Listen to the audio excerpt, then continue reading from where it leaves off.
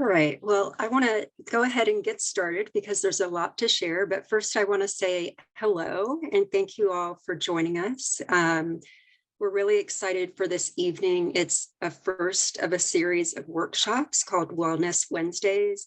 And tonight's topic addresses how to help your child manage their emotions.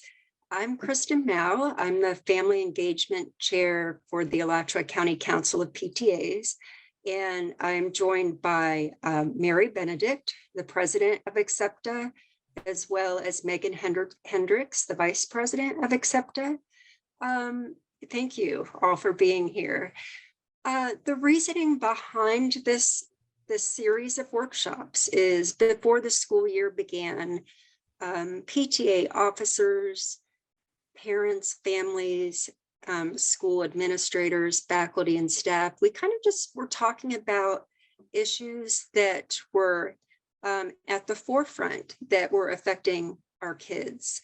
And we were just discussing what we thought would be helpful for all of us as parents, people who work with our children, to help our kids cope in today's world. And it's definitely been challenging, especially the past few years.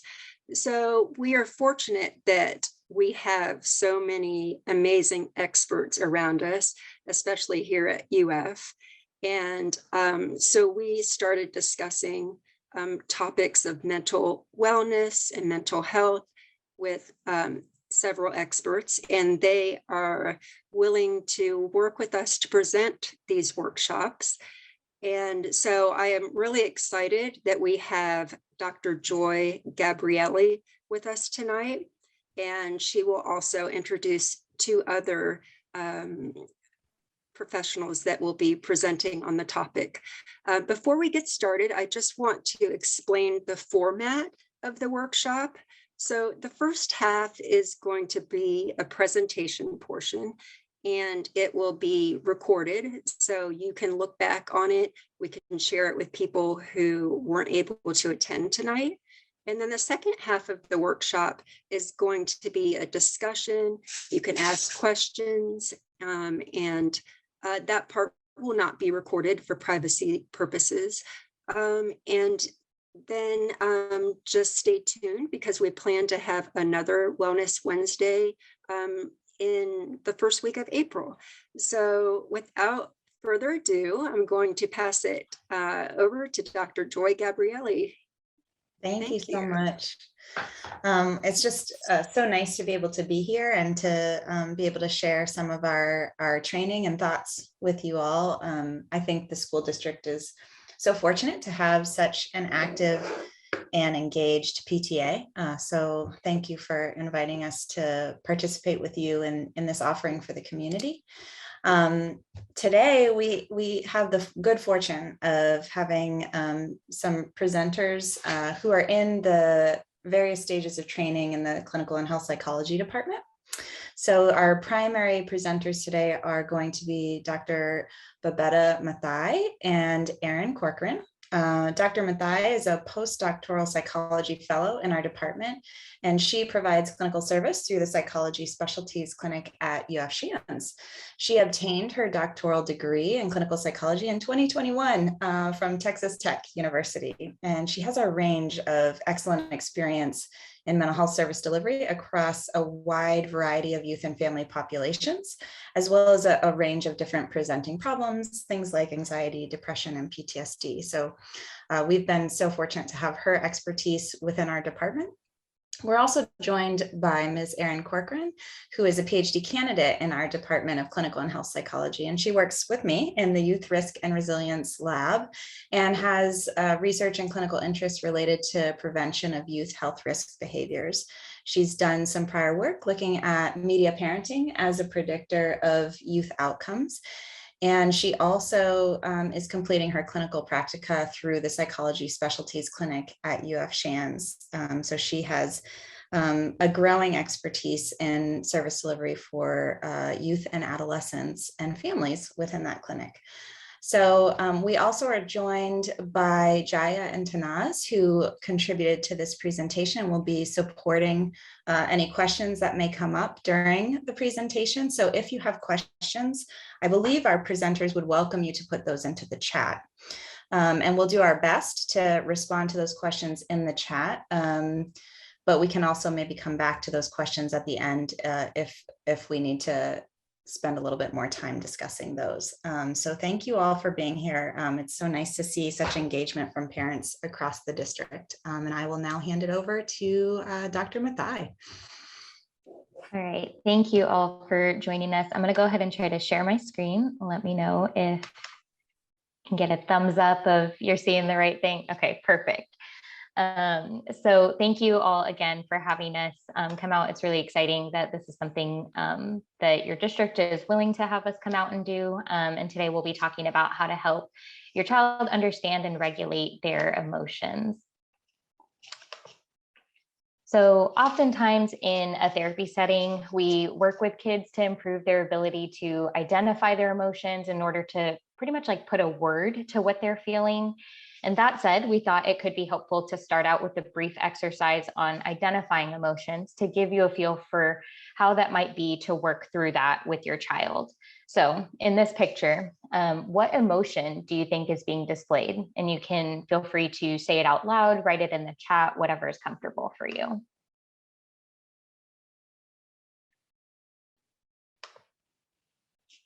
Worry, yep, definitely can see that there is some worry there. Confusion, anxious. Y'all are throwing out great words. These are great emotion words. Sadness, yes, definitely. Worry again, yep. Definitely some fear too. You can tell that by like the different, like the hand on the chin, the eyes kind of, or the eyebrows kind of furrow or burrowed, not that they're just scrunched and different things like that. So yeah, definitely. Those are some really strong and good emotion words. Then we've got this inside out clip. This is something that I think a lot of us therapists like to use because Inside Out, if you haven't seen it yet, it's a great movie to talk about emotions. And it's something that I think has a wide range of emotion regulation skills, emotion identification, and kind of gives you a little bit more of a view on different types of emotions that someone might experience. So we'll just play a brief clip and it'll be the same thing of trying to identify what sorts of emotions were happening. So, as it turns out, the green trash can is not recycling. It's for greens, like compost and eggshells. And the blue one is recycling. And the black one Riley is acting so weird. Why is she acting so weird? What do you expect? All the islands are down. Joy would know what to do. That's it. Until she gets back, we just do what Joy would do. Great idea. Anger, fear, disgust. How are we supposed to be happy? Hey, Riley, I've got good news. I found a junior hockey league right here in San Francisco, and get this, tryouts are tomorrow after school. What luck, right? Hockey? Uh-oh, what do we do? Guys, here, you pretend to be Joy. Won't it be great to be back out on the ice? Oh yeah, that sounds fantastic. What was that? That wasn't anything like Joy. Because I'm not Joy? Yeah, no kidding. Did you guys pick up on that? Did. Something's wrong. Should we ask her? Let's probe, but keep it subtle so she doesn't notice. So, how was the first day of school? She's probing us. I'm done. You pretend to be Joy. What? Okay, It was fine, I guess. I don't know. Oh, very smooth. That was just like Joy. Something is definitely going on. She's never acted like this before. What should we do? We're gonna find out what's happening, but we'll need support. Signal the husband. Ahem.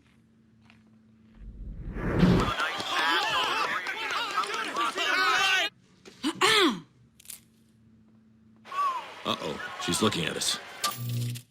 What did she say? What?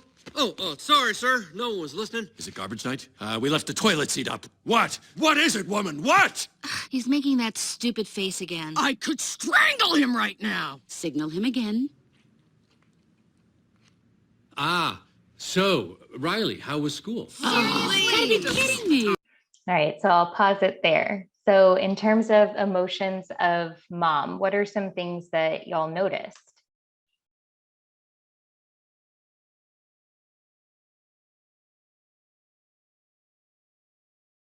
Find it interesting that mom's lead emotion is sadness and the father is anger. Yep. And there's different ways of maybe kind of telling that based on the characters that we're presenting. Mom, you could tell that she was concerned, definitely. What about for Riley, the kiddo?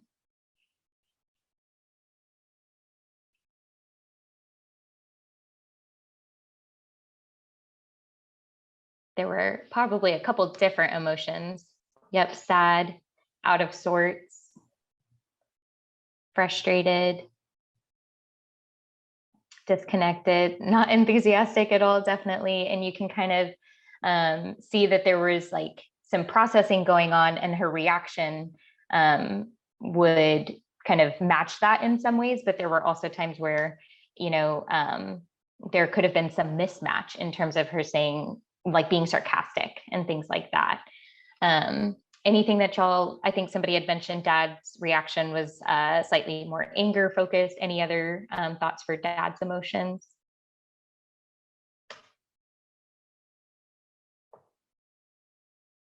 Tuned out.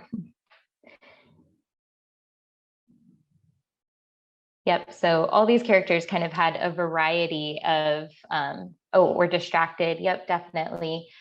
So these are all different things, ways to tell that how somebody might be feeling, as well as what their actual emotions might be. So this is like kind of the first piece of what we try to do in therapy, is even just being able to understand what a kiddo might be experiencing. And so for parents, we thought this again could be helpful to kind of bridge that gap of like how to even approach this in the first place, how to identify emotions. For this, we gave up that Brazilian helicopter pilot. So on that note, these are two different types of emotion wheels that can be used when working with kiddos. So the one on the left is a more simplified version that can typically be used with younger kids, like those in elementary school, whereas the emotion wheel on the right is one that we tend to use for older kids, like those in middle school, high school. And these wheels can either be printed from the internet, or can be an activity that can be done as a family and tailored to your child's emotion vocabulary. So this can really be helpful when you're trying to get a better idea of what a child is experiencing, what emotion they might describe themselves to have, because you might think that they're feeling angry, but they might actually be feeling really sad or really frustrated or a different emotion. So being able to encourage kids to put words to their own feelings, I think can be really helpful and really important. And again, the main goal of being able to identify emotions using these different wheels is to provide an easy way for kids to put words to show how they're feeling, or words to how they're feeling, so that it can just be something that they use on a day-to-day.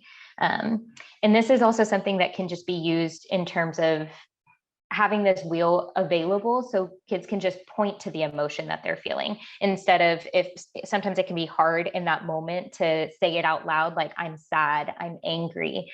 But this is one way, if you just have a printout, being able to say, where are you on this wheel? And then they just kind of point to it, and they don't have to say anything, but you know exactly how they're feeling. So now I'm going to actually turn it over to Erin, and we're going to talk more about strategies for supporting youth. Yes, so thank you, Babetta. Babetta gave a good teaser of some of what I'm going to be talking about now, and just how to actually talk to kids about how they're feeling. That might sound simple, but it can actually be quite difficult. So we often assume that kids develop this naturally, but many children need a lot of practice to grow comfortable talking about how they feel, especially in the moment. Communicating with kids about their emotions facilitates the development of social emotional skills. And when kids are more aware of their emotions, they are more skilled in social situations, and can more effectively navigate relationships, calm down when they're feeling overwhelmed or any strong negative emotion, and problem solve more effectively when challenges arise. So in the following slides, we'll talk about specific ways to talk to children about their feelings to promote that development. If you can advance, please. All right. So rather than asking general questions at the dinner table, such as how was your day, kind of like Riley's mom asked, it's not a bad question at all, but there are ways that if we're working on emotions, we can narrow in on emotion talk. So you could ask, tell me one thing that made you happy or proud today, or what made you worried. Alternatively, you can incorporate a daily rose, thorn, and bud for the whole family. I have my family do this at family dinner, and I'm an adult, but I have adult family, but I find it a nice way to check in with people. So it's a good activity for everybody.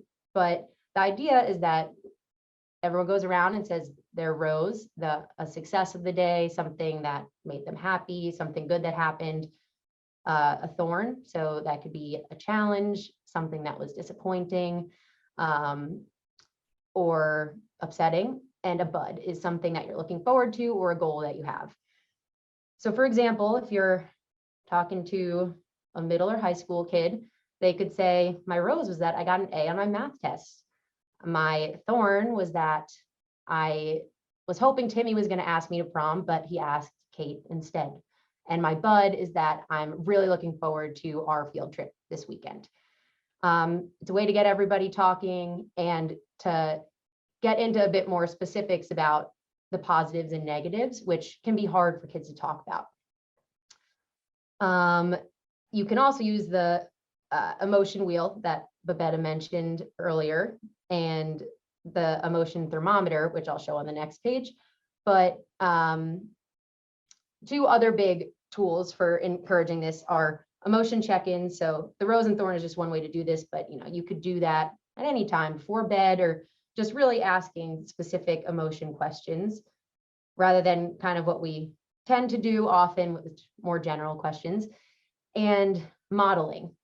So if you are talking about your emotions in a child appropriate way, of course, that kind of can show kids, oh, it's normal and appropriate to feel this range of emotions.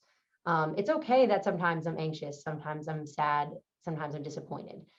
And you can also model coping skills, and we'll get to coping skills later, but an example of this is, you come home from work, it was a stressful day.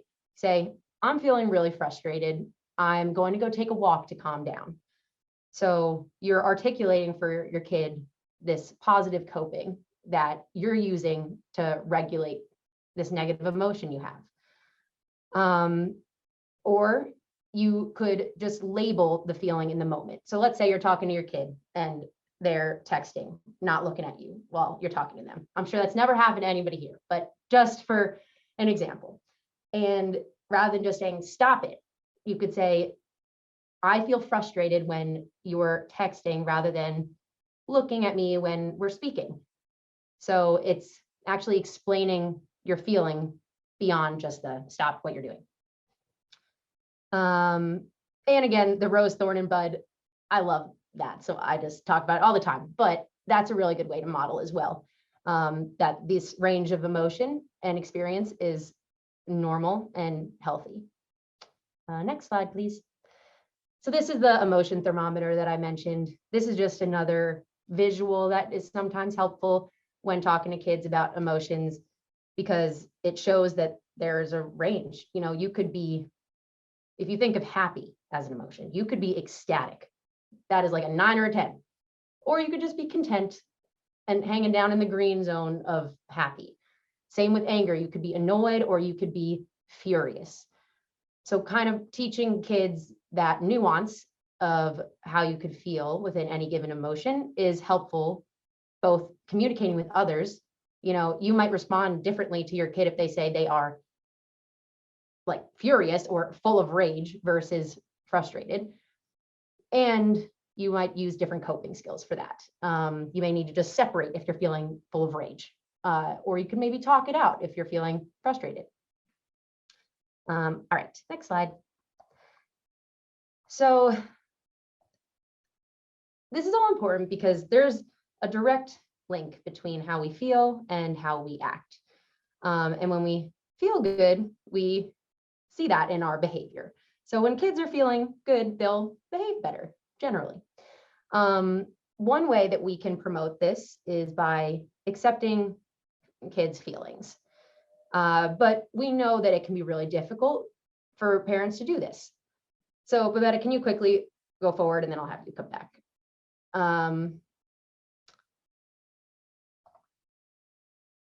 Yeah, maybe one more. Okay, so Sorry about that. No, that was my fault. I thought it was the next slide. So instead of denying a kid's feeling, you can read through this cartoon on your own. The basic idea is that dad is saying, don't be upset. You're not upset. So instead of doing this, you know, it ends up kids there crying, dad saying, stop, I'll buy you another turtle. That's not helpful to the kid in that moment. And dad says, you're unreasonable. So this situation escalated. That is an example of denying the feeling. Don't cry. Don't get so upset. You know, I think we've all been inclined to do this when we don't understand an emotion that a kid is having, or we feel it's irrational or out of proportion or anything like that. So then the next slide shows an example of how you could accept in this situation. So, you know, kid says, my turtle is dead. And dad says, oh no, what a shock. So he's labeling the feeling that kid is having. That must be shocking. And when you give kids that space without asking questions or trying to, like, letting them guide the conversation, often they can regulate what they were feeling themselves, or they get to a better resolution. So you kind of see here, dad's just reflecting what they're saying and not trying to lead the convo anywhere. And the kid felt validated by that. Dad wasn't saying, don't be upset or anything. So you can go back, I guess, just to the two. Yeah, here's fine. And this last point of just when our feelings is denied, like in that cartoon, that can be frustrating or confusing for a kid or an adult. You know, if you go to your boss and say something and your boss says, don't be upset, you're fine. You don't need that. You know, that's invalidating. That's frustrating. And if that happens over and over and over again for a kid, they might learn to not trust how they feel because they're told that, oh no, you don't feel that way, or that's not right. And it might be hard for them to communicate their feelings effectively and to really trust how they're feeling. So these are just ways that you can promote their comfort, expressing how they're feeling, labeling it, and communicating it with other people. Thank you. So specific ways you can do that: listen with your full attention. So if your kid is talking to you about something, in especially emotions, looking at them, not watching the TV over their shoulder or checking your email. Acknowledge or reflect their feelings. So it's kind of what that dad was doing of, you must be really upset, and that's a shock. Relatedly, that's giving the feelings a name. Don't try and solve the problem.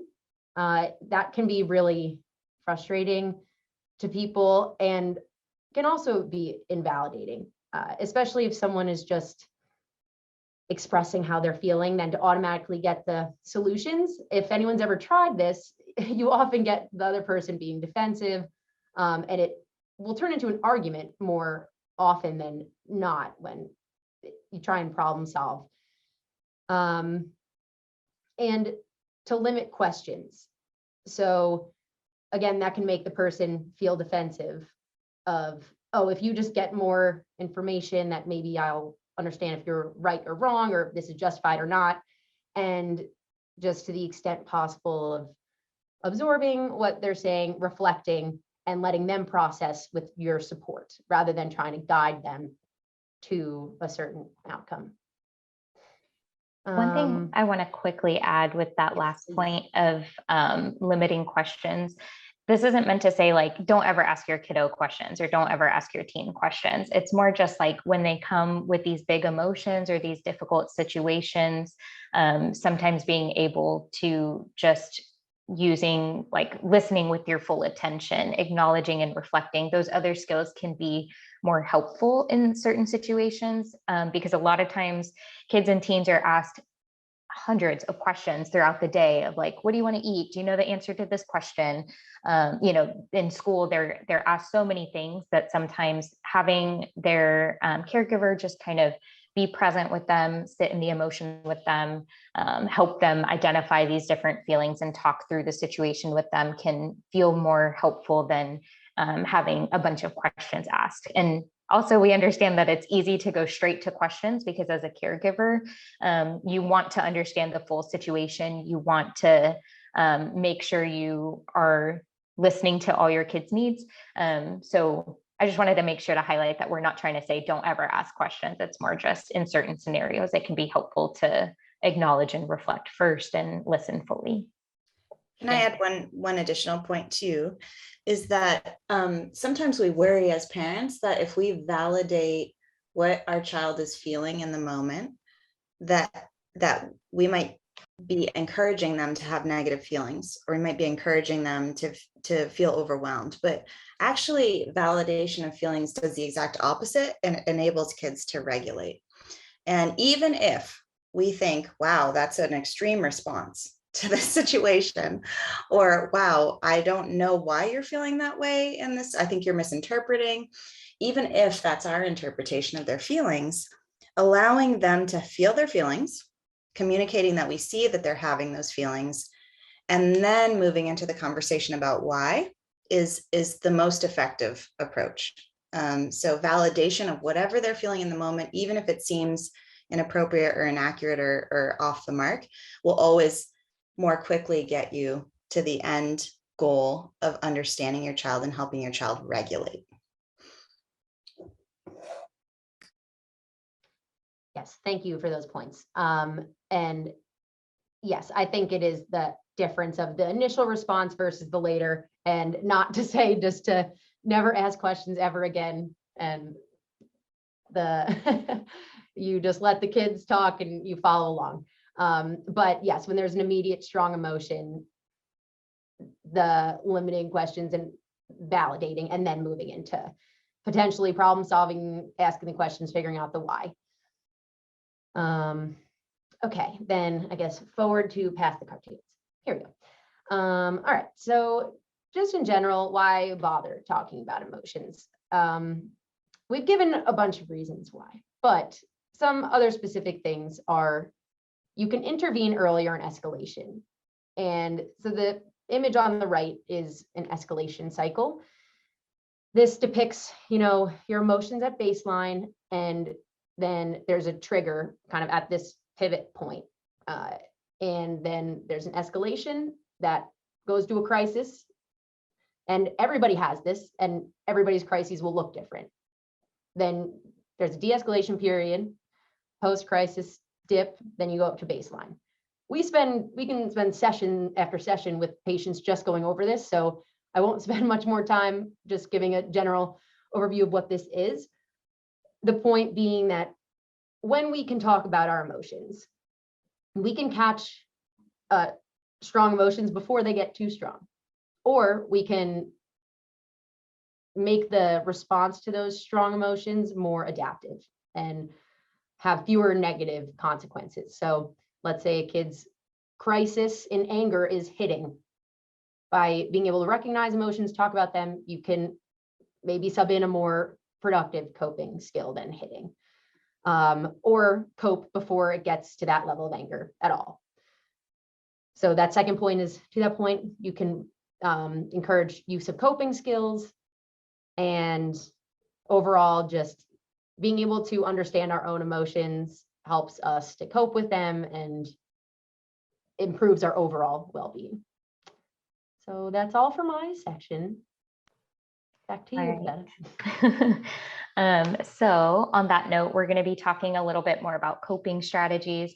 I do want to note that these are just a few coping strategies that you can use, and these are more ones that we typically use, but these are not the only ones. So you might try some of these out and then think like, no, this sort of thing doesn't work. But there are multiple ways to do each of these strategies. But given the time, we're just going to go over a few and try to describe briefly what this could look like. And at the end, we'll actually also give like a flyer and handout that has some of this information on there with additional resources and links. So we'll get that to y'all so that you've got an idea of some of the things that you can use. And I think another important thing to note about some of these coping strategies is that it's important and helpful to use these strategies even when not experiencing distress, because this helps people get into the practice of using these strategies. When we're upset, our brains typically go to what's been practiced. That's why fire drills happen at school. It's so that you can practice what to do in an emergency situation. So doing this even when not feeling upset can help us respond better to upsetting situations in a more healthy way.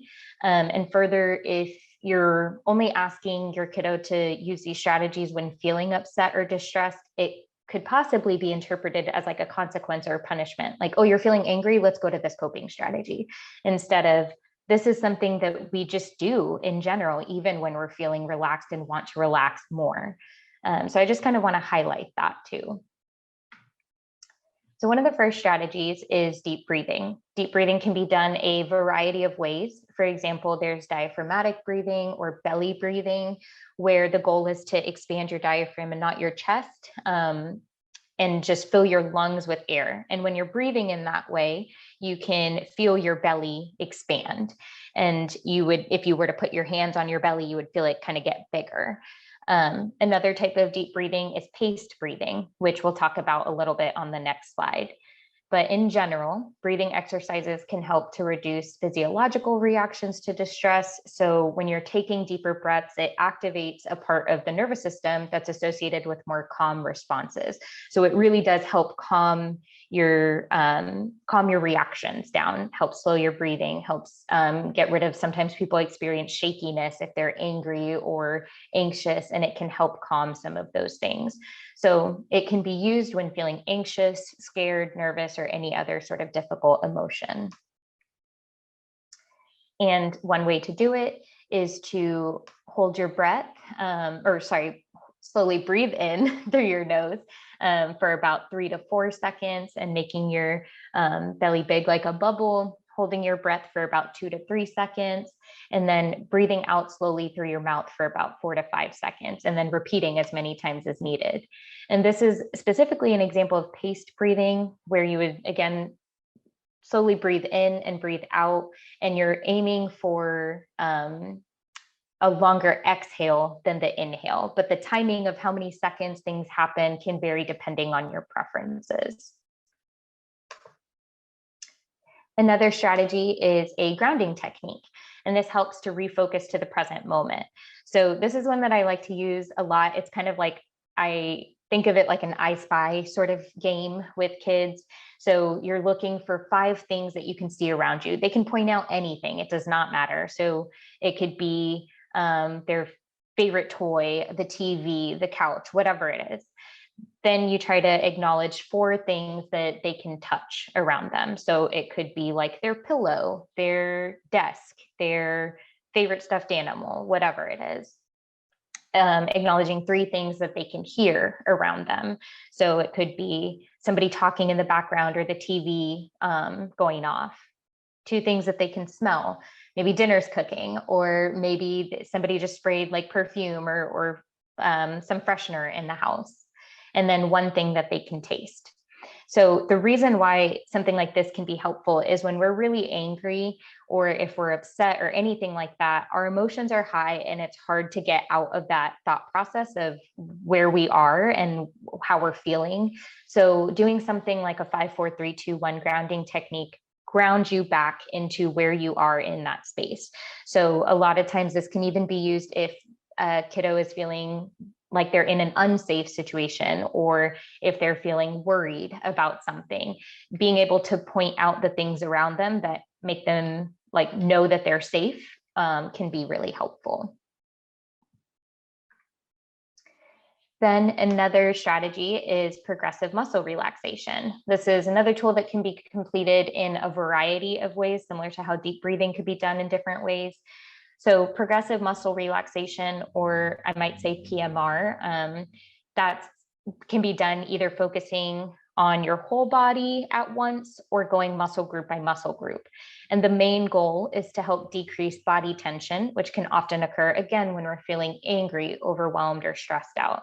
So a lot of us might be feeling tension in our shoulders or in our back, and after a long day of work. And this is something that I often use and enjoy using. A lot of these strategies are things that I enjoy using. So this is another, like, one example. And the image on the right on the left gives you a little bit of an idea of how to do this, but we've also got this slide that kind of goes into a little bit more detail. So progressive muscle relaxation involves breathing in and tensing your whole body at once or certain muscle groups. Like the picture on the left-hand side kind of shows squeezing your foot or squeezing your hand, squeezing your muscles like your bicep and things like that. Sometimes with kids, I'll even say like, okay, make yourself like a bodybuilder, and you have them squeeze and then you release, or make yourself like a turtle and have them raise their shoulders all the way up to their ears and then release. And this is just a way to get rid of that tension on each of the muscle groups. Another way you could teach this to your kiddo is through a robot versus ragdoll game. So kind of asking them to act or get in the same position as a robot might. So like that frozen, tense position where all their muscles are like really, really tight, and then asking them to act like a ragdoll. So where their muscles all relax and they're kind of loose and floppy. Then there's also guided imagery. So with this one, I think it's helpful to note that kids might have their own version of what a happy or a safe place might be. And it's okay if your kiddo says that their safe place is something like hiding in a closet. The main point of guided imagery is to help focus on a more pleasant experience, memory, or safe space. And it can be used when feeling sad, overwhelmed, scared, a variety of emotions. So ways to kind of do this would be, again, thinking of a place that makes you feel happy. Again, kiddo can choose whatever they feel most comfortable with, whatever works best for them. And then going through each of your senses to picture what it's like to be in that safe or happy place again. So what does it look like? If you're on the beach, what does it look like? Well, it might be sunny. You might see the sand, see clear skies. And what does it smell like? Well, it smells like beach water. It smells like salt. It smells like, I don't know, like trees or like tropical fruit maybe. So these are, you would kind of go through each of your senses to kind of put yourself back in that happy space. And then trying to do that for 5 to 10 minutes, repeating as needed, just kind of sitting with that can help. And then one of the last strategies that can be done is picking some enjoyable activities. So this helps to increase positive activities, which can help to improve their mood, can be used when feeling sad. It's basically like creating a list of things that your kid likes to do. So when they are like angry at a 9 on that emotion thermometer, they just have a list of things that they can do to help themselves feel better. So basically making a list of at least 3 things that they enjoy doing, picking one activity from the list and setting, even a day and time to do it. It could be, we're going to do it right now because I'm angry at a 9. And then actually doing the activity.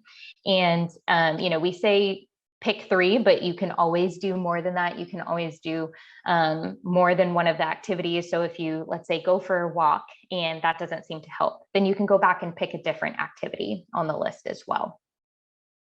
So this is something that I think can be really helpful in making, it kind of takes out that thought process in the moment of like, oh my gosh, what do I do? Because you've just got like a playbook basically of what your child might enjoy doing in that moment. So then we have some additional resources. These are a couple things that we tried to use while preparing this material, but also things that we want to make sure that y'all have access to. So we'll be sending the PDF in the chat. And now if we can open it up for questions or any thoughts, concerns,